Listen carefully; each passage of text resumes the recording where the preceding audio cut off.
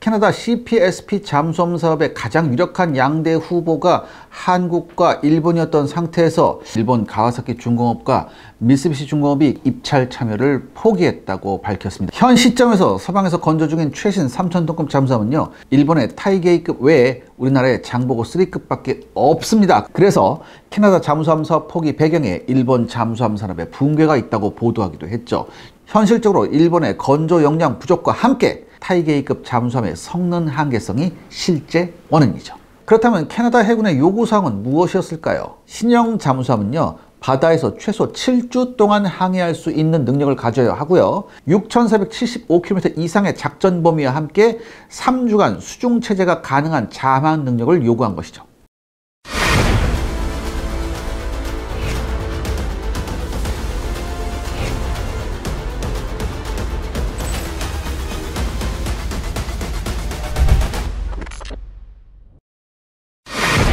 일본 잠수함의 수중 체제 시간이 감소했다고 말씀하셨거든요. 네, 그 이유가 뭐냐?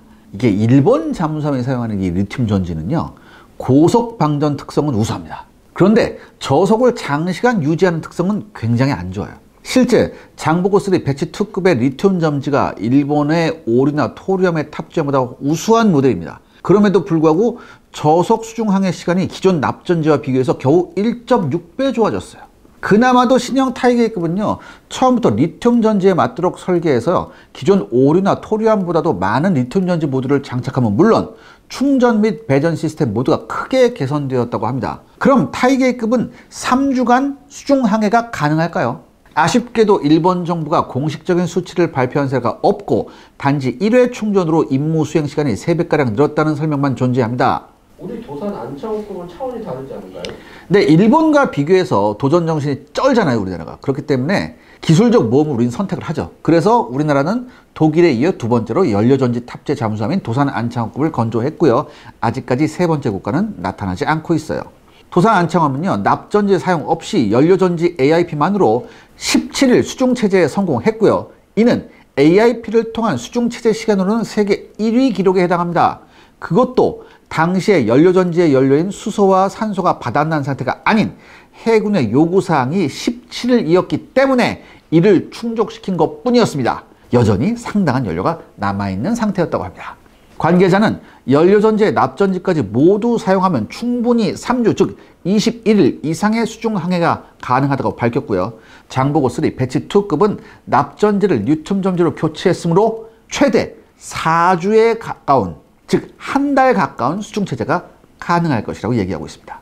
이는요, 캐나다 해군에 제한되고 있는 장보고3 배치 2급 이전에 이미 도산 안창호급이 캐나다 해군의 항해 능력 요구를 완전히 충족함을 의미합니다. 도산 안창호급은요, 수중 배수량이 3,705톤인 상태에서 총 출력이 480kW인 연료전지 AIP를 사용해 조류가 강한 해역에서도 4에서 5노트 속도로 수중 항해가 가능합니다.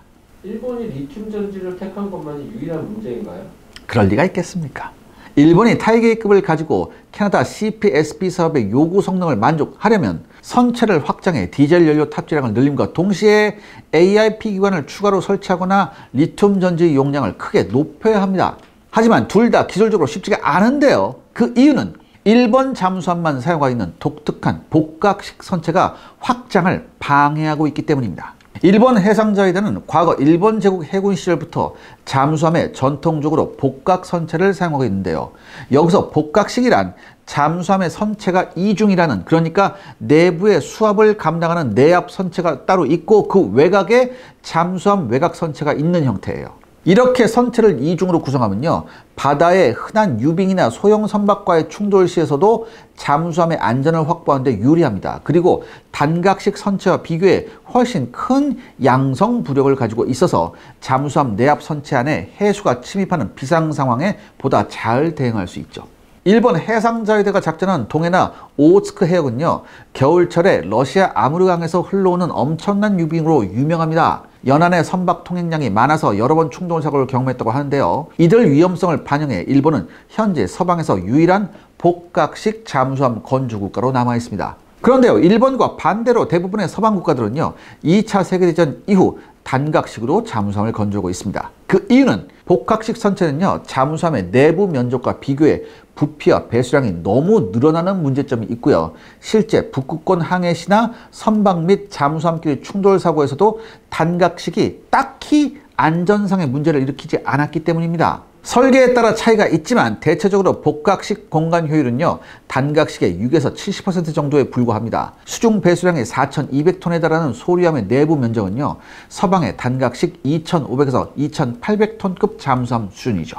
일본도 복각식 문제점에 대응해 2012년부터 보다 향상된 잠수함 구조 설계 연구에 착수했습니다. 그리고 그 결과물이 바로 타이게이급이죠. 타이게이급은 독특한 복각식 선체를 가지고 있지만 여전히 단각식과 비교하면 공간 활용성이 떨어지는 상황에서 운용 인력 숫자가 소류급과 동일한 65명이나 됩니다. 이와 비교해 1980년대 이후에 건조된 서유럽의 재래식 잠수함은요, 30에서 40명 정도의 승조원 숫자를 유지하고 있죠. 얼마 전 진수된 프랑스 쉬프랑급 원자력 잠수함이 63명의 승조원을, 우리나라 도산 안창호급의 승조원은 50명에 불과합니다. 일본 잠수함의 승조원 숫자가 많은 것은요, 기술적인 문제보다는 한 번 결정된 구조와 조직은 큰 문제가 없는 이상은 바꾸지 않는다는 일본의 경직된 조직 문화의 폐해라는 분석이 많습니다.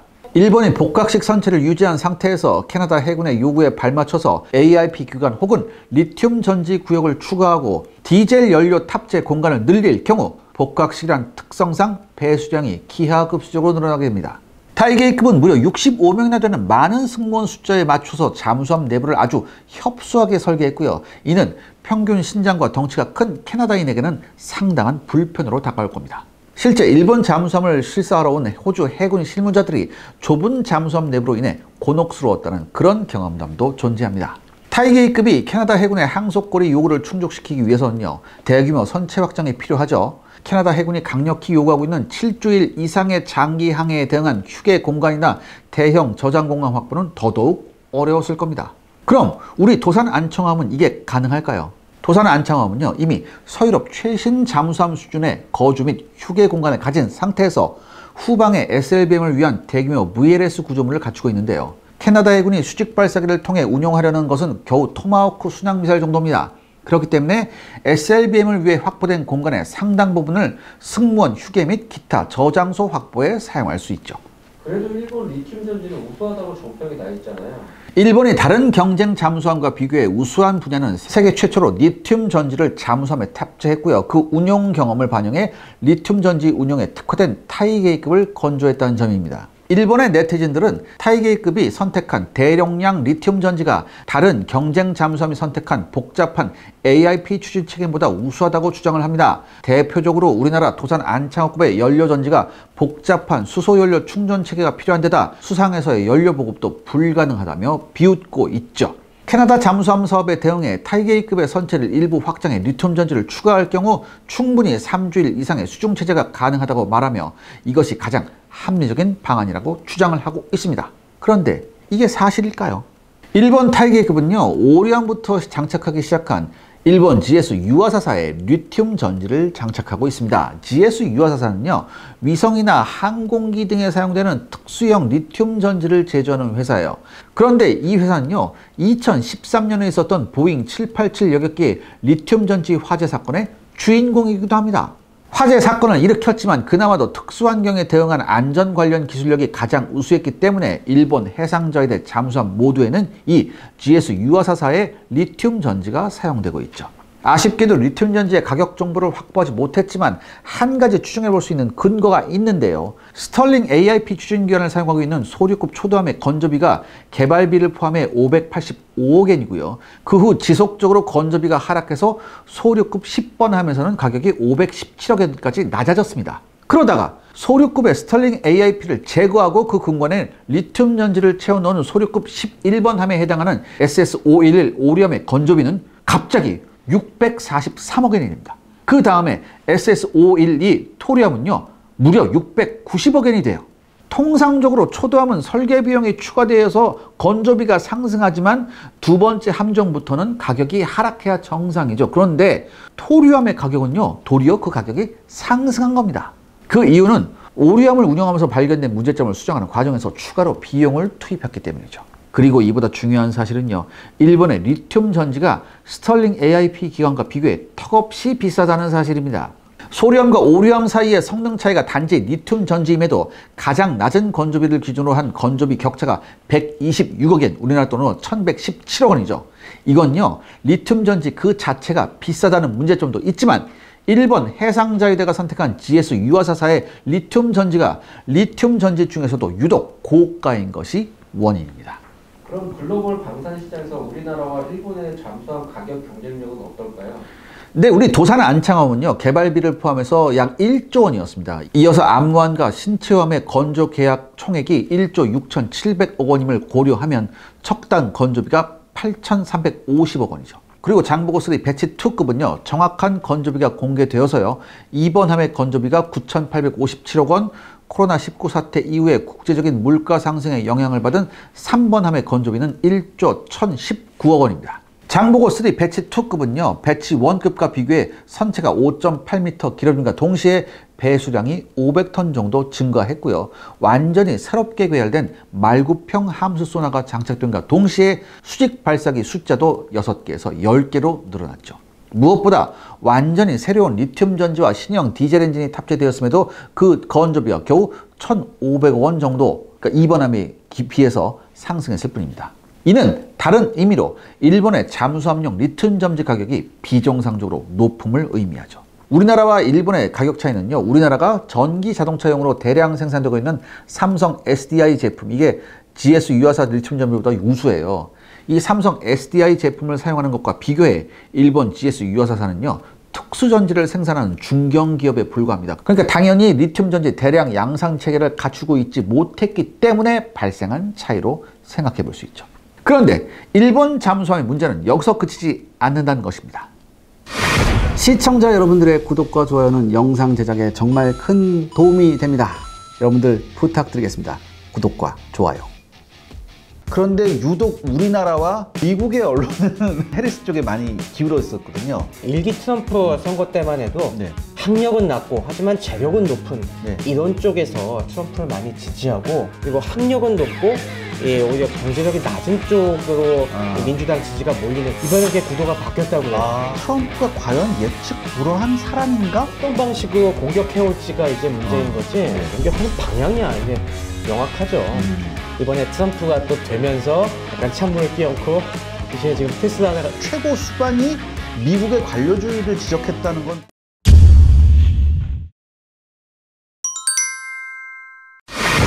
일본 잠수함 입국 시간인가요?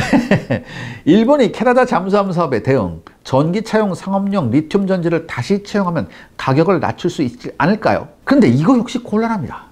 일본 잠수함은요, 독일 만사가 중대형 상선용으로 개발한 모델을 일본에서 독자적으로 잠수함용으로 개조한 12V25 EOSB 디젤 엔진을 사용하고 있는데요. 여기서 선박용 엔진은요, 순간적으로 나아가는 힘을 의미하는 토크를 높이고자 피스톤 길이가 긴 롱 스트로크 방식을 사용합니다. 하지만 피스톤의 길이가 늘어나면요, 실린더 안에서 피스톤에 왕복하는 시간이 길어져요. 당연하겠죠? 그리고 그 결과로 크랭크의 회전수가 감소해버립니다. 그렇기 때문에 이 회전수가 감소한다는 건 뭐냐? 회전수가 중요한 전기 발전용으로 적합하지 않다는 뜻입니다. 이와 비교해 독일의 20급 후기형, 212급, 214급, 그리고 도산 안창호급 잠수함 등에서 채용한 MTU 16V396SE 디젤 엔진은요, 처음부터 전기 발전용으로 개발한 모델입니다. 그러니까 전기 발전에 맞춰 피스톤 길이를 줄이고 회전 속도를 높이도록 설계된 모델이었죠. 일본은 타이게이급 사업을 시작하면서 자국의 디젤 엔진이 훨씬 증대된 충전 용량을 갖는 리튬 전지 충전용으로 적합하지 않다고 판단을 했습니다. 그래서 우리나라가 채용한 MTU 16V396SE 엔진 혹은 프랑스 스콜펜급 잠수함용으로 사용 중인 PA4V200SM 디젤 엔진 채용을 검토한 바 있었죠. 하지만 결국 선정된 것은요, 기존 디젤 엔진을 개조해 출력만 20% 정도 높인 2V2531S 디젤 엔진이었습니다. 그나마도 개발이 늦어져서 타이게이급 4번함인 라이게이함부터 적용됐죠. 기술적으로 낙후된 엔진 채용에 대해 일본 내부에서도 자국의 엔진 업체를 보호하고자 잠수함 성능을 희생했다는 비판이 나왔습니다. 또한 잠수함에 리튬 전지가 사용된 이유는요, 충전 용량 외에도 충전하는 시간이 기존 납전지와 비교해 크게 단축되었다는 장점 때문인데요. 그럼 충전 시간이 얼마나 단축되었을까요? 그러니까 일본 측 자료를 보면요. 원래 이제 납전지 가지고 하면 이제 충전 시간이 한 200분 되는데 이 리튬 전지로 바꾸니까 평균 100분 이하 수준으로 줄었다고 해요. 그러니까 절반 이하로 줄어든 거죠. 그리고 타이게이함부터 신형 디젤 기관과 새로운 스노클 체계 및 신형 발전기를 장착해 리튬 전지 충전 시간을 보다 단축시켰을 것으로 알려지고 있습니다만 그 시간은 공개된 게 없어요. 다만 일본 전문가들은요, 출력이 20% 정도 증가했으므로 충전 시간도 20에서 30% 정도 단축되지 않았을까라고 추정하고 있습니다. 그럼 제가 지금까지 일본 잠수함의 디젤 발전기에 대해 굳이 설명한 이유가 뭐냐? 일본 네티즌들의 주장, 그러니까 리튬 전지를 추가로 설치해 AIP에 대응할 수 있다는 주장이 한마디로 개소리이기 때문입니다. 다시 말해 일본이 캐나다의 요구 조건인 3주일간의 수중항해에 맞추어 리튬 전지 스택을 추가하려면 디젤 엔진을 추가로 설치함과 동시에 추가된 디젤 엔진에 맞춰서 외부에 산소를 흡입하는 스노클의 마스트의 직경을 늘려야 합니다. 엔진을 추가하지 않으면요, 리튬 전지 충전을 위한 위험한 스노클 작업, 그러니까 해수면 위로 스노클 마스트를 노출시킨 이후 디젤 엔진을 가동해서 전기를 충전하는 시간이 너무 길어져요. 그리고 이렇게 되면 잠수함의 노출 가능성이 굉장히 높아집니다. 그런데 일본 잠수함은 뭐예요? 복각식 선체 구조로 인해서 선체 확장이 어렵잖아요. 그러니까 이렇게 낡은 설계로 인해서 최적이 큰 디젤 엔진을 추가로 집어넣으면요, 엄청난 배수량 증가를 각오해야 합니다. 그리고 디젤 엔진의 숫자가 늘어나면 그만큼 잠수함의 치명적인 소음이 증가함과 동시에 스노클 마스트 역시 대형화되어서요, 보다 쉽사리 레이더에 포착되는 악순환에 빠지게 됩니다. 오늘의 결론은요? 일본이 캐나다 잠수함 사업을 포기한 이유는요, 일본 조선업의 붕괴 문제 외에 캐나다 해군의 성능 요구를 만족시키기 위해서는 완전히 새로운 잠수함을 다시 설계해야 된다는 그런 문제점 때문입니다. 일본은 우리나라가 국산화한 연료전지 AIP와 같은 기술을 가지고 있지 못하고요, 일본의 잠수함용 리튬 전지는 우리나라와 비교해 턱없이 비싼 데다 일본 고유의 복각식 선체 설계가 확장을 방해하고 있죠.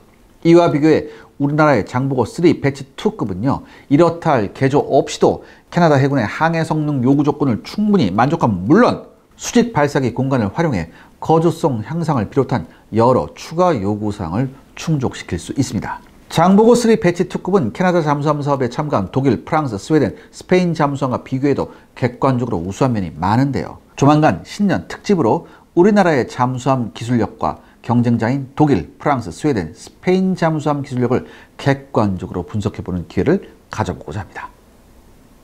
오늘은 좀 놀라운 이야기를 전해드리고자 합니다. 최근 공개된 한국 영화가 국내외 큰 충격을 전하며 주목을 받고 있다는 소식인데요. 이 영화에 등장하는 주인공은요, 주천석, 권혁계, 홍성범, 문명철, 김영길 등 생소하고 낯선 이름들이 적혀 있어 이것 또한 궁금증을 자아냈습니다. 영화의 제목은 121879. 이 영화의 포스터에는요, 평화를 위해 그들이 감내한 모든 것이라는 문구와 함께 하단에 수많은 사람들의 이름이 적혀 있는 것이 보입니다. 그리고 얼마 전 동대문 지하철 내 이 영화의 포스터가 걸렸고 티저 영상을 볼 수 있는 QR코드가 공개되었는데요. 그런데 이 티저 영상을 보고 전 놀랄 수밖에 없었습니다. 바로 제가 앞서 얘기한 주인공들 때문이었습니다.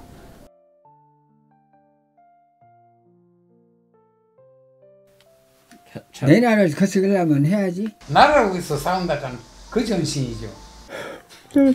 죽더라도 저 열심히 해야지. 지금도 나라 땅을 뺏기게 되면 내가 가만히 있을 수가 없지. 젊은 사람들만 행복하게 지내시면 제일 좋을 것 같아요. 나는 대한민국이 제일 좋은 나라를 하면 제일 좋겠다. 건강하게 공부했으면서 좋은 나라 만들기를 손모아 빕니다. 나라 사랑하는 마음을 가지시면 좋겠어요. 앞으로는 이와 같은 전쟁을 않고 평화롭게 살았으면 좋겠습니다. 충성!